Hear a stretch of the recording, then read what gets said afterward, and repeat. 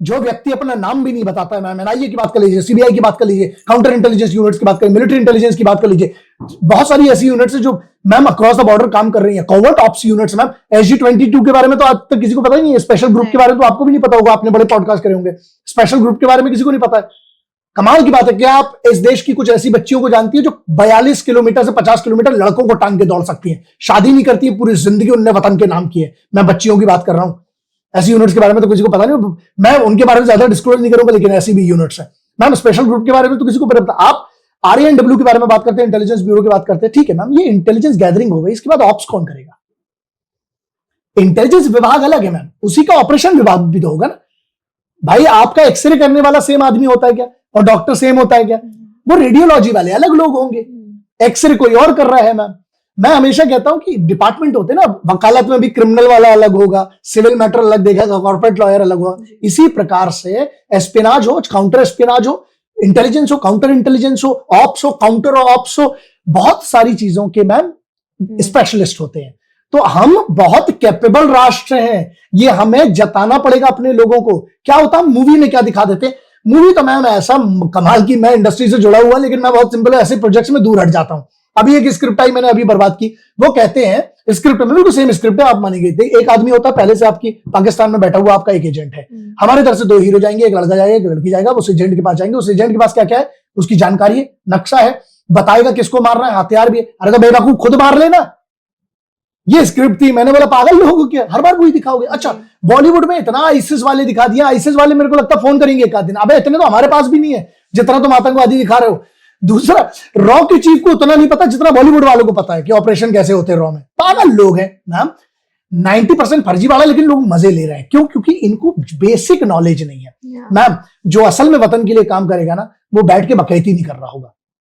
हम सीधी सी बात है, कहानियां जो बहुत बड़ी, हर आदमी की कहानी मैम ना, आपने कुछ किया तो आपकी कहानी कोई और बताए ना। आज मैं इंटेलिजेंस वालों की कहानी बता रहा हूं, मैं खुद की कहानी बताने लगूं? नहीं मैम, ऐसा है उनमें उनके लेवल का मैम। कमाल की बात है, हम उस महबूब की बात करते हैं, जो मैं अपने लिए कहता हूं, सबके लिए कहता हूं, जो लोग ऐसे, हम उस महबूब की बात करते हैं, तू अपनी महबूब से मिल सकता है, गुलाब दे सकता है, मिल सकता है, उससे शादी कर सकता है। अरे हमारी तो महबूब वो है, हमारी मुलाकात पहले दिन उस दिन होगी जब तिरंगा कफन, पता नहीं मिले ना मिले, लेकिन जिस दिन हम दफन होंगे उस माटी में। हम जैसे हिंदू है, मैं सनातनी हूं, मैं दफन नहीं किया जाऊंगा, मैं जलाया जाऊंगा। जिस दिन मेरी राख बहाई जाएगी इस वतन की, उस पानी में, उस गंगा में, उस यमुना में, उस मई में पानी में बहाई जाएगी मेरी राख, उस दिन मैं अपनी मां से मिलूंगा, जो मेरी पहली मोहब्बत, मेरी मां, मेरी आशिकी, मेरी इबादत, सब कुछ वो है। तो मैम हमें फर्क नहीं पड़ता, मैं अपने स्तर पे कर रहा हूं। सोचिए ये तो मुझसे बहुत आगे लेवल का कर रहे हैं, उनका क्या जज्बा होगा मैम, जिसको कोई जानता नहीं है। तो इसीलिए मैंने एक लाइन लिखी थी, जो बाद में अब पता नहीं कितनी फेमस है, नहीं है, लेकिन हम कहीं ना कहीं यूज करेंगे इसको, we do not exist so that you can. जो कहता ना कि मैंने ये किया, मैंने पता नहीं मैंने उसने कितना किया होगा, कितना नहीं। अगर किसी ने सब कुछ किया है मैम, तो मैं उसका बहुत सम्मान करता हूं, लेकिन मैं उनको बड़ा हीरो मानता हूं जिनके बारे में किसी को नहीं पता है। तो मैम कैपेबल इनफ है, आप जहां बोलेंगे, जिसको बोलेंगे, जैसे बोलेंगे, मार सकते हैं मैम। हमारी फोर्सेस, बट ये है खाली हाथ वाली बात है, आप उनको आदेश भी नहीं देना, इशारा काफी होता है मैम। इशारा काफी है ना, जो इश्क में है उसे महबूब का दुपट्टा काफी है। जो इश्क में है उसे महबूब का दुपट्टा काफी है, इशारा ही काफी है। उस तुम्हें आंखें खुली देखना छोड़ो, जो इश्क में है उसका पलक मारना ही काफी है। तो इश्क है ना मैम, ये तो मोहब्बत का सर्वोच्च क्या है मैम। आप सबसे बड़ा, महबूब के लिए कोई जान नहीं देता मैम। सोचिए आप, ज्यादा से ज्यादा विरह हो जाती है, लेकिन अब बात वो भी, अब वो महबूब भी नहीं है जिसके लिए जान दी जाए। तो क्योंकि वो आज तेरी महबूब है, कल किसी और की थी, परसों किसी और की होगी, लेकिन हम उस महबूब की बात करते हैं जो माँ है। क्योंकि मैम महबूब बदली जा सकती है, और महबूब अपना आशिक बदल सकती है। माँ एक ऐसी चीज है मैम, बदली नहीं जाती।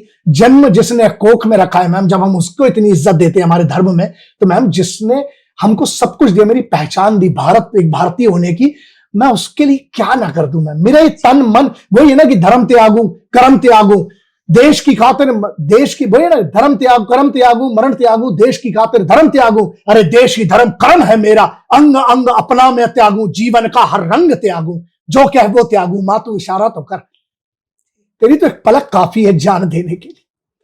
मतलब क्या कहें मैम, मतलब शब्दों में बयां करने वाली चीज होती तो वो औरत कहता।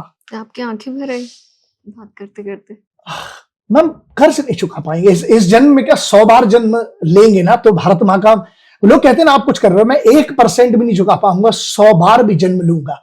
दुख होता है जब देश में लोग आपस में लड़ते हैं। मैम उस बच्चे के बारे में सोचिए जिसका कोई नाम नहीं है, वो आज इस वतन को बचाने के लिए अपनी जान दे रहा है। फिर क्या देखता है कि हम जिनके लिए लड़ रहे थे वो तो आपस में लड़ रहे हैं। उसको क्या लगता होगा जो शहीद होकर वहां आसमां में बैठा होगा, जो अपनी बलिदान देके गए इस राष्ट्र के लिए, वो क्या सोचता होगा क्या हम इनके लिए मर गए जो आपस में लड़े पड़े हैं। अरे मिलके रहो यार।